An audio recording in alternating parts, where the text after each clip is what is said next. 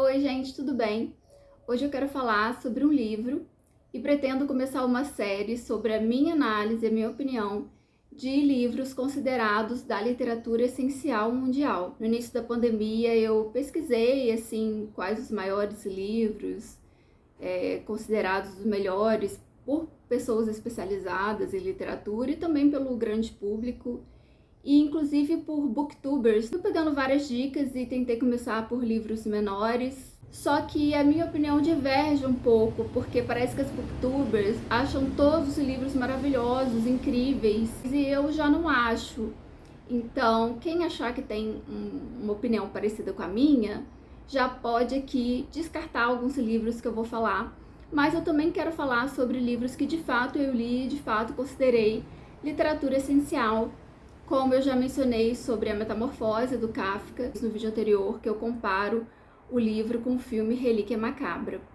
E dessa vez, eu juro que eu queria sair do tema morte, mas só para aproveitar, porque era um livro também sobre morte que eu tinha lido no início da pandemia e que depois ecoou um pouco na minha cabeça e ressoou um pouco com as experiências que eu estava tendo, que eu tenho que mencionar, que é A Morte de Ivan Ilitch, do mestre russo Lev Tolstói, ou Liev. Na verdade, assim, eu leio literatura russa desde os 15, comecei por Crime e Castigo, e até hoje eu não aprendi qual é a tonicidade das palavras russas. É outro vocabulário, coisa totalmente diferente. O pessoal tenta traduzir, às vezes eles colocam acento, às vezes não. Então eu não posso dizer, eu diria Ivan Ilitch, só que não tem acento, então eu acredito que seja Ivan Ilitch. Lendo o livro, eu não entendi se Ilitch é o sobrenome, eu acredito que não seja o sobrenome e deve ser um apelido, porque os russos têm mania de arrumar 300 apelidos para cada nome. Eu considerei, assim como Metamorfose, uma história curta, uma história eficaz, uma história bem escrita, sem muito rococó de linguagem também, que eu acho essencial, porque eu odeio essa mania. E como dá pra ver aqui, ó, eu marquei várias passagens que eu achei muito potentes, assim, no sentido da descrição, da sensação, do sentimento do personagem. E, nossa, tocou muito fundo, principalmente, eu acho que vai tocar em quem tá passando por algo parecido, em quem já passou por algo parecido. E uma coisa que eu acho muito importante para poder considerar um livro uma literatura essencial é que de fato seja uma história atemporal, que vença as barreiras do tempo e que funcione em qualquer momento que você lê-la, né? Independente do contexto no qual ela foi escrita, e que ela sempre tenha algo a contar, a dizer, a ensinar. E com certeza A Morte de Ivan Ilitch é uma dessas obras. Eu considerei Tolstói um narrador perfeito, sabe? Um estilo que não se percebe, de tão natural, de tão direta que é a narrativa dele. E inclusive tem um pós-fácil no livro que resume exatamente o que eu senti do estilo de narração do Tolstói nessa obra. E eu vou ler aqui para vocês. Seria difícil precisar em que medida o estilo contribui para a impressão poderosa da novela. Tanto mais que em Tolstói o estilo não se vê, não se percebe, de tão natural, de tão subordinado à ideia com que nasceu. A frase do nosso escritor é desadornada, coloquial, sem requintes verbais. Ele chega a multiplicar propositadamente as conjunções subordinativas e os pronomes relativos, e não hesita em repetir muitas vezes as palavras frequentes da conversação, para conseguir inteira naturalidade. É um estilo acessível aos leitores mais simples e que, entretanto, exprime com exatidão e relevo os matizes mais finos, dando forma perfeita às sensações mais fugidias e nebulosas. Exatamente o que eu senti. Apesar de ser simples, até coloquial, né, tem uma expressão que ele repete toda hora, uma expressão francesa.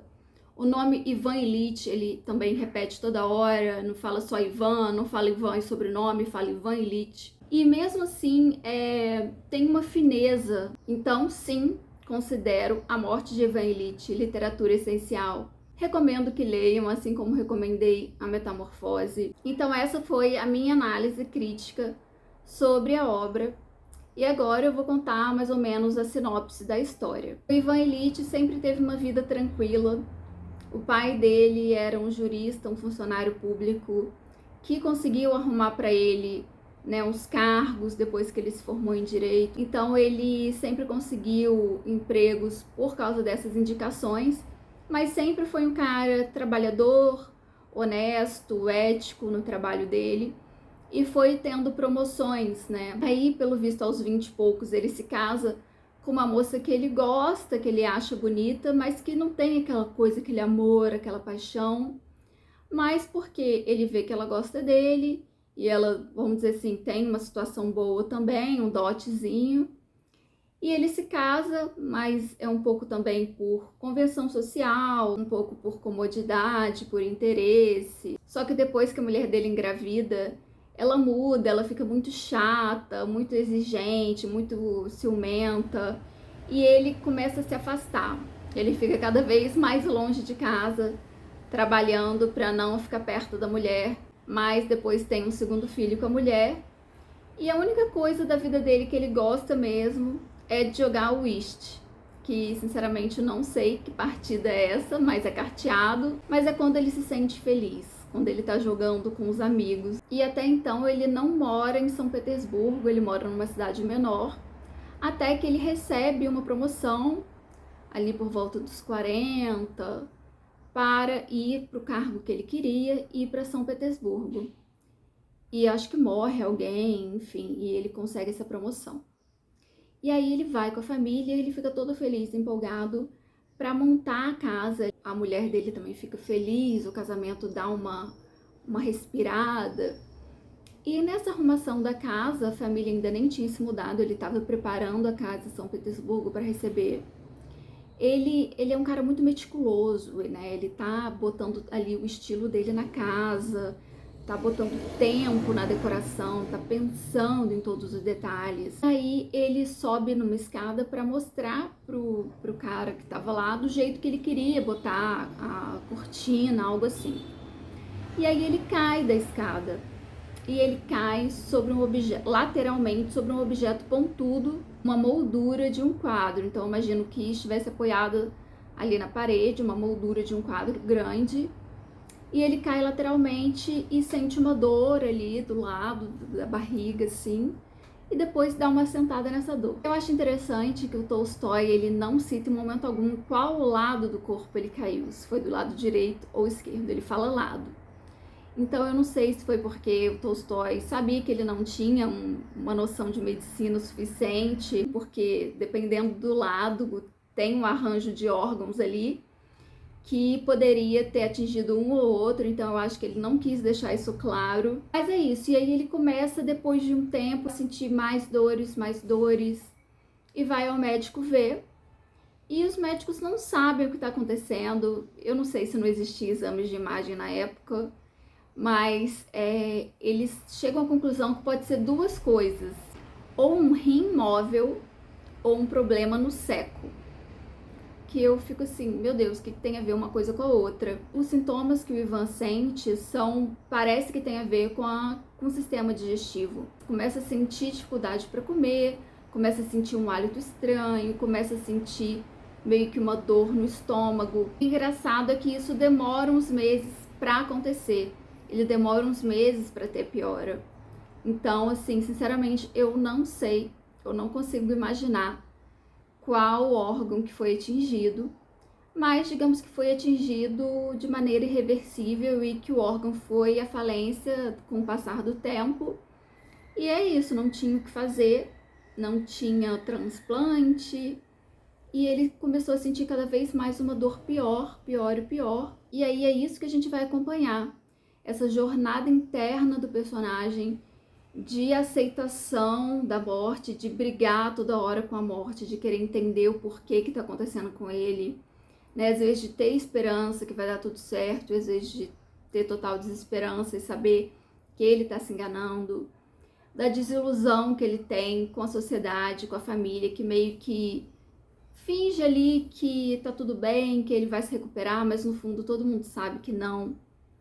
E dessa barreira que existe entre uma pessoa que está afadada à morte, que está com uma doença terminal, com relação ao resto do mundo que não está, né? Parece que não adianta, cria-se uma parede ali e as pessoas não te entendem, e as pessoas querem viver. Então é essa parte que eu identifiquei muito com Metamorfose, com o que eu falei no último vídeo. Por isso que eu achei importante também falar agora desse livro, porque ele tem esse diálogo com a Metamorfose. Eu vou ler aqui uns trechos para vocês verem. O início do capítulo 7. Não se poderia dizer como foi que isso aconteceu no terceiro mês da doença de Ivan Ilitch, porque isso se deu passo a passo, imperceptivelmente.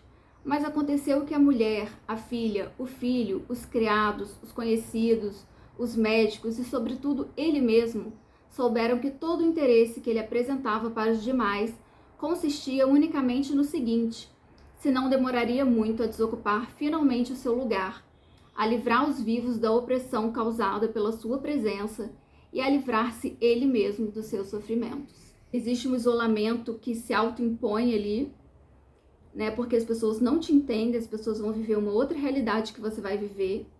Elas tentam ajudar, mas também é muito complicado.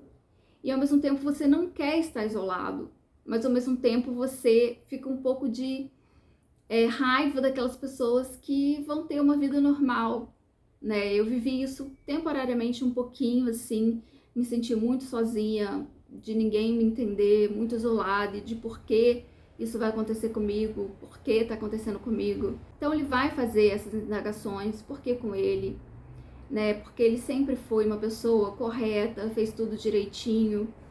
E ali, ao longo dessas reflexões, ele para e pensa: mas será que é viver direitinho desse jeito que é o certo? Ou eu deveria ter vivido de uma maneira mais autêntica e não tudo por conveniência, e não seguir um trabalho por conveniência, seguir um casamento por conveniência? E essa sensação eu tive lá no hospital, né, depois que eu passei por tudo, e eu pensei, eu tô vivendo tudo errado, né? Não é assim, não é só seguir o certinho, você tem que seguir o seu coração. E outra coisa muito interessante é que o Ivan só gosta de um mujik, que é um criado dele, que chama Gerasim, que eu não sei se é assim que se pronuncia.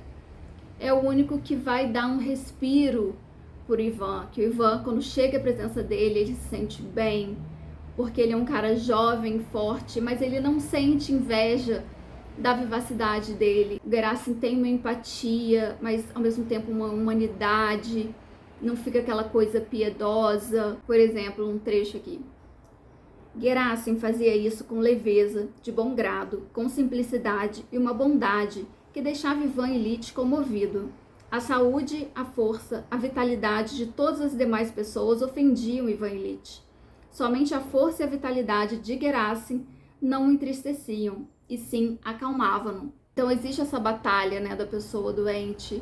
Ele quer carinho, ele quer ser acalentado, ele quer ser abraçado, mas ao mesmo tempo ele mesmo tem um pouco de ranço, um pouco de inveja, um pouco de raiva daquelas pessoas que não estão passando pelo mesmo que ele, não conseguem entender o que ele está vivendo. No caso do Ivan, ele sente muita dor, então vamos falar aquele termo, é uma morte horrível, porque ele fica definhando, né, não tem muito o que fazer, a morfina já não está fazendo efeito, e ele fica ali 3 meses vivendo muita dor, e vivendo perturbado e ao mesmo tempo querendo um carinho, uma companhia, mas ao mesmo tempo refutando, sabendo que as pessoas também não estarão 100% à vontade e ele também não vai estar. Só mais um trechinho então, para demonstrar um pouco esse pensamento. Além dessa mentira, ou em consequência dela, o que mais atormentava Ivan Ilitch era o fato de que ninguém se compadecesse dele da maneira como ele queria.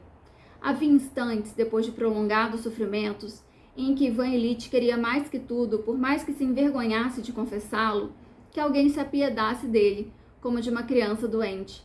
Queria ser acarinhado, beijado, que chorassem sobre ele, como se costuma acarinhar e consolar crianças. Ele sabia que era um juiz importante, que em parte já tinha uma barba grisalha e que por isso seria impossível, mas assim mesmo queria.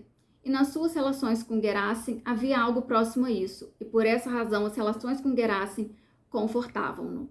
E essa mentira que ele fala no início do trecho é a mentira que ele percebe que os médicos e os parentes dele vivem, e de certa forma fingir que acreditam que ele vai melhorar ou que ele não está caminhando para a morte, e falar com ele de uma maneira um pouco positiva. E é uma situação, né, desconfortável, as pessoas não sabem o que dizer. O único que trata ele de uma forma direta é o Gerasim, né, que fica cuidando dele. Ele é o único que demonstra essa compaixão, que é que o Ivan Ilitch sente conforto. E é isso, gente. Tem muito mais nuances, muito mais pensamentos que eu acho que vão contribuir demais para o enriquecimento cultural de todo mundo. Por hoje eu encerro meu primeiro Literatura Essencial, confirmando que sim, A Morte de Ivan Ilitch é uma novela de Lev Tolstói, que é essencial. Leiam. Eu acho que a gente também não precisa ficar gastando muita grana com edições cheias de pompa, quando uma história é simples, ela não quer passar essa pompa, né? Não precisa você comprar uma versão de capa dura com ilustrações. Não é sobre isso, é sobre o conteúdo. E esse conteúdo deve estar no Google porque já é domínio público. E eu acho que vocês vão gostar muito. É isso por hoje, gente. Obrigada por estarem vendo. Se vocês gostaram, dá o like e até o próximo vídeo.